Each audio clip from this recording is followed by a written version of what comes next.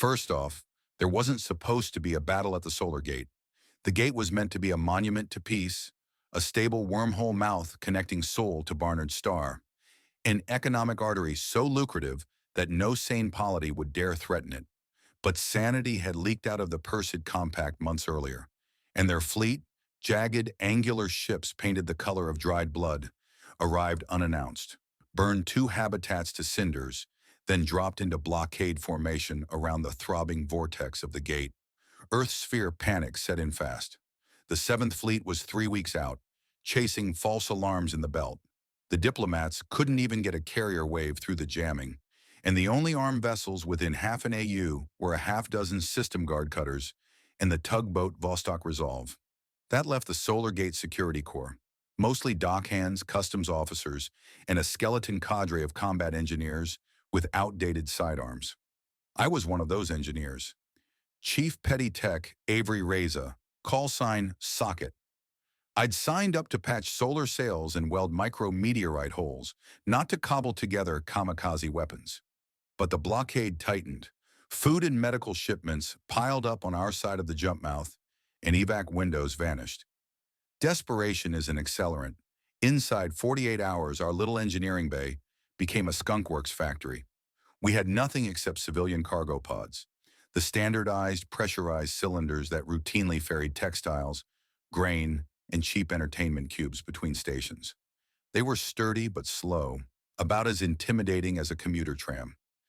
And yet, when Lieutenant Commander Ward laid out the new directive, we need to punch corridors through the blockade, and we need them yesterday, my team and I started chewing on the crazy question, could a pod become a projectile? Ward's logic was brutally simple. Orbital mechanics are the world's oldest cheat code. If you sink enough delta V into a mass, no matter how humble, it becomes a kinetic kill vehicle. The trouble is guidance. These pods had no proper reactors, no hardened avionics, no attitude thrusters fit for dogfighting. Don't make it a missile, Ward said, pacing the deck with a stim patch on her neck and grit in her voice. Make it a bullet. Point it the right way, push it to a big fraction of C, and by the time anyone notices, it'll already be in their teeth. We drew up a plan on an improvised whiteboard, actually the hull of a scrap service skiff. Step 1, strip the pods down to bare frame, yank out anything soft, and ballast them with tungsten slabs from the station's repair shops. Step 2, bolt on surplus ion drivers scavenged from yard tugs. Overload the reactors past spec to melt point. Step 3, graft on a navigation brain with just 3 commands: acquire target silhouette, a line, burn. No evasive loops, no branching choices, a one-way runner. But Ward wasn't done. Autonomous isn't enough, she added. We need them to look harmless, right up to terminal acceleration. The compact's picket sensors are keyed to detect reactor startups or weapons warm-up. If the pods drift cold, they'll blend in with our own debris field. So we designed them to turtle for the first 90% of their journey, coasting dark toward the blockade, nothing but a sliver of signature. At a pre-programmed temporal mark, when they were already within a few thousand clicks, they'd slam open the fuel lines, ignite the overclocked drivers, and leap from snail to relativistic in less than 90 seconds. Most of the science said it was impossible. The stress would shear the frame, the coils would fuse, guidance would lose lock. But frankly, physics had become a luxury we couldn't afford to respect. The first conversion took 30 hours. My crew, Coronado, Zia, and 8-Ball Chen, ripped through compartments with plasma torches, sparks hissing off their vac suits. We nicknamed prototype Mar1 Knuckle. I ran diagnostics on the AI stub, a repurposed docking aeology, just smart enough to track a moving target profile. Over the intercom, I could hear stray calls from civilian channels. Parents asking if evac was still on schedule. Spice merchants bargaining for hangar space. Priests reciting scripture at the void. Bad soundtrack for a miracle, Coronado muttered, wiping sweat off her visor. Miracle or massacre, we launched Knuckle 19 hours later. We loaded it into a cargo sling, lined it up on the exit vector, and gave it a gentle push. From control, we watched the telemetry. Hull temp steady, internal pressure nominal, RCS puffs releasing almost poetically. Then we waited, our breathing syncopated with the ticking of the status feeds. The Perseid Compact's nearest corvette, PCNS Retaliant, was screening that patch of space. Its targeting lattice pulsed out bright as a lighthouse, but Knuckles' hull paint was doped with microwave-absorbent polymer. It swallowed the pulse and bounced back a whisper. Knuckle drifted. 30 minutes. 40. It passed the spotting perimeter and kept sliding. At T plus 52 minutes, the command packet triggered. Ion drivers flared blue-white. Within 11 seconds, Knuckle crossed the 0.1 tone C threshold. The Corvette's sensors finally screamed. Retaliant tried to slide side on her grav fins, a lumbering sidestep that in any other fight would have saved her. But the equation was clean. Relative velocity, mass, vector angle. A combat log never captures the visceral flash. Cameras jarred, lens bursts turned the Corvette's hull into ribbons. Knuckle vaporized on contact. A tungsten core half the size of a family sedan bored through 2 decks, punctured the magazine, and detonated Retaliant's internal hydrogen stores. On our screens it looked like a sunrise, light spilling in slow motion. Silence reigned on the control deck for 5, maybe 10 seconds. Then cheers erupted, hard, choking lungfuls of disbelief. We had a proof of concept. That proof, however, also alerted the compact that the gate's harmless dockhands were inventing new nightmares. Their blockade lines stretched into a crescent of armored hulls, overlapping missile fields. Every deep-range radar spike suggested fresh reinforcements inbound from Perseid's core worlds. We would not catch them sleeping twice. Ward summoned us to the briefing blister, a hemispherical viewport overlooking the gate swirl. She unrolled a star chart, tapping icons rapid fire. We need volume. Knuckle was a pinprick. Good for morale, not for strategy. We built a swarm, 12, maybe 15 pods. We hit 3 targets at once, blast an exit lane for humanitarian traffic, chop their comms tender so they can't coordinate, and kneecap one of their cruisers for bonus points. I didn't know if we had the parts, or the caffeine, or the nerve, but no one argued. For the next 72 hours, the Solar Gate station turned to organized chaos. Crates of consumer goods were cannibalized for wiring. Dock hands with zero combat training lugged tungsten bricks into airlocks until their backs spasmed. The mess hall became an assembly line. Engine coils sprawled next to half-eaten ration bricks, and jokes flew about adding kamikaze mechanic to our resumes. 8-Ball Chen engineered a crucial tweak. He married the pod AI to a predictive vector matrix stolen from a racing yacht. That let the drones solve short horizon intercepts on the fly, shaving precious seconds off locking curves. Coronado hacked the station's redundant power bus, pulling illegal amperage to fast-charge battery stacks. Zia welded impact braces along the pod's exoskeletons, a lattice of brutal geometry. We slapped names on them: Boomer, Shiv, Pinball, Blue Ruin, Bite, Penance, Ragtime, Sundog, Gretel, and the oddball we hoped never to use: Last Word. I caught maybe 4 hours of sleep total, dreams full of bending metal and distant screams. When I woke, the Blockade's sensor net was visibly thicker. Their traffic control beams now flicked across us like prison searchlights. On launch day, the station's main concourse was eerily calm. Civilians clustered against viewports, faces lit by the gate's lament corona. Some recorded goodbye messages, some prayed. A group of school kids pressed paper cranes to the glass. The sooner we punched a path, the more of them might actually make it home. We synchronized the swarm's clocks down to the nanosecond, latched each pod into its catapult cradle, and input trajectories. 3 waves spaced 60 seconds apart. Lieutenants Barkat and Stein would ride escort in 2 decrepit interceptors, jamming Perseid sensors with spoof bursts to muddy the water. At -1 minute, Ward opened a fleet-wide channel. No rousing speech, just, "Do your jobs, go home proud." I keyed the final comment.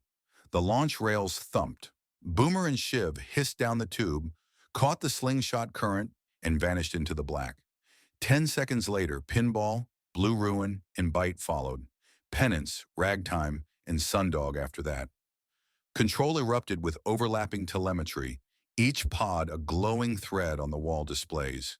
We could feel, viscerally, The seconds peel off our lifespans as they coasted dark toward the blockade. Persid Command responded faster than last time. Point defense fire blossomed across their line. Random at first, then tightly patterned sweeps. They were shooting blind into the void, hoping to clip something invisible. Our pods stayed cold. First objective, the comms tender Vigil's chant, a squat cylinder bristling with dish arrays. It sat near the gate, relaying orders. Boomer and Shiv's tracks converged on it. At T plus 47 minutes, they lit their drives together, a twin flare. Vigil's chant tried to scramble, but she was built for bandwidth, not agility. The two pods impacted 12 milliseconds apart, one high, one low, slicing the ship almost neatly. Data burst traffic died like a candle snuffed. Compact formations shuddered. Their left flank began shouting orders over narrowband line-of-sight lasers. Primitive, slow. Second objective, open a corridor. Bite, Pinball, and Blue Ruin streaked toward the meatiest part of the blockade, where the destroyer Pride of Alcyone anchored a nest of patrol skiffs. Pride's captain must have smelled the trap early. The destroyer pivoted bow on, presenting minimal cross-section, while skiffs laid crossfire grids. I clenched teeth and prayed the pods could thread the gauntlet. Blue Ruin took a glancing hit. Grazer beam skimmed her flank, slagging half an engine coil. Momentum stayed lethal. She still made 0.8 C by the time she kissed Pride's starboard keel. Footage was grainy, but the effect unmistakable. A white-hot lance through the destroyer's main reactor. The ship folded like origami in a furnace. Pinball finished the job, splitting off debris too hot for sensors to track. Bite overshot and detonated harmlessly in open space. Can't win them all, but the death of Pride punched a pothole wide enough for convoy ships to slip through. That single fact mattered more than the prettiest explosion. Ward ordered the first humanitarian convoy, 26 transports loaded with medicine and evac families, to boost toward the gap. The transport's autopilots were jittering, some captains freeze-ear with panic. Our two escort interceptors took point, painting a corridor in green laser so the civilians had something to focus on. I watched their icons crawl, hearts in throats. They had 7 minutes before the compact could mount a counter-barrage. Meanwhile, Target 3 loomed, the cruiser Harrow's Grace, flagship of the blockade. We'd saved our heaviest pod, Ragtime, just for her. Ragtime weighed 600 tons, half tungsten, half spite.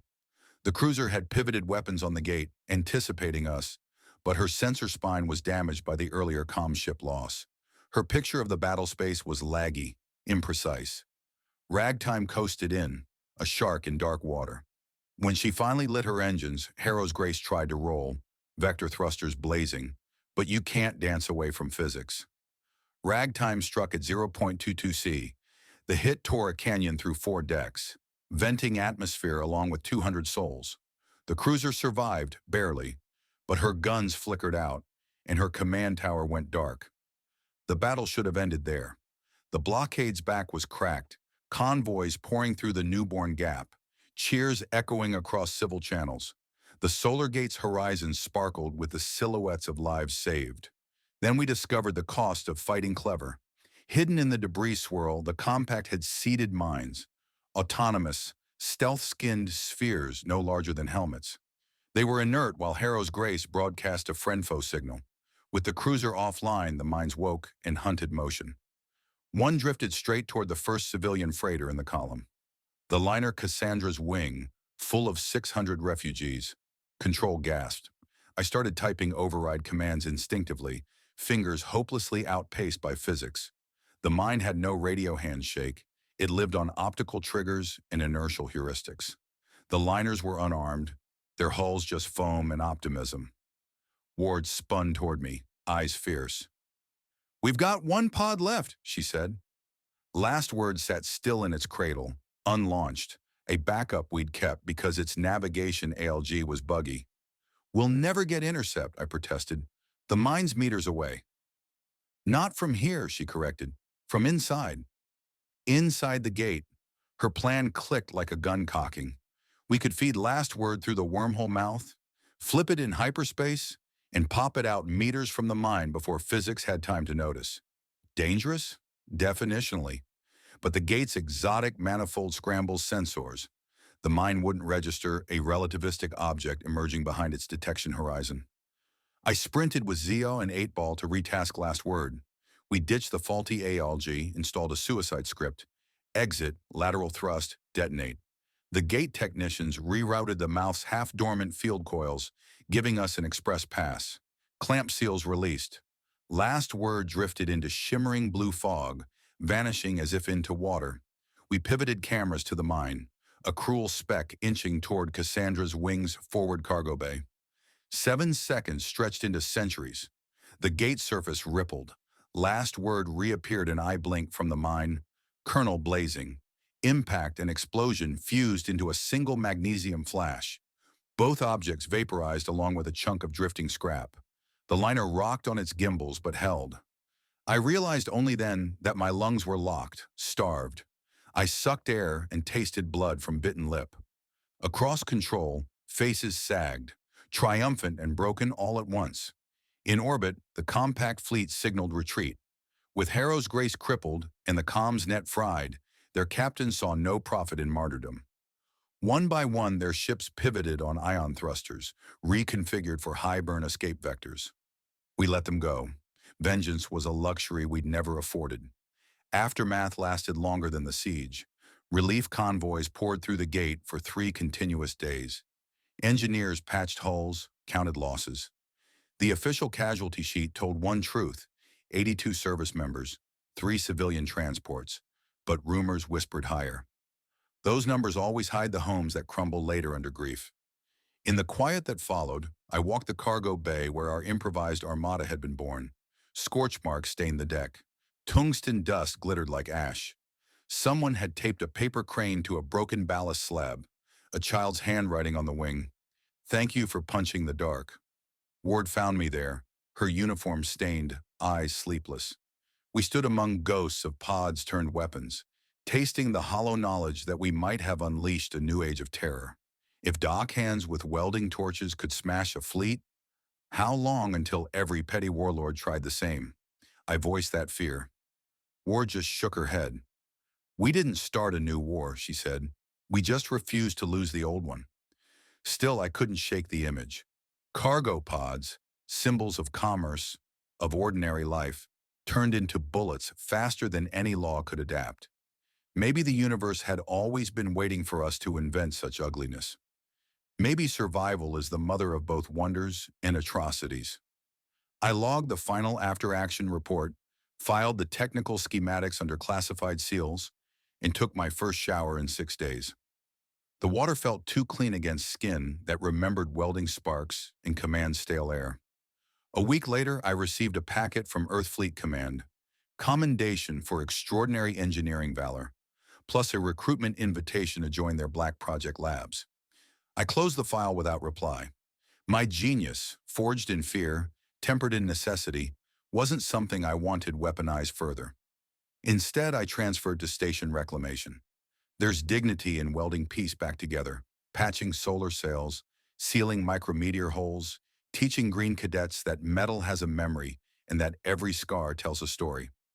Sometimes, though, when I float past a cargo pod waiting to be loaded with innocent freight, I can almost hear engines spooling, feel the rush of relativistic velocity.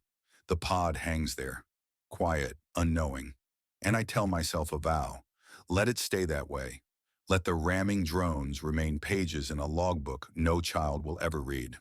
Because the solar gate still opens every dawn cycle like a promise of connection, and we who survived its siege carry both the horrors we crafted and the proof that desperation can birth miracles. The universe, indifferent and dazzling, spins on, and we keep building bridges even when forced to turn them, for a heartbeat into spears.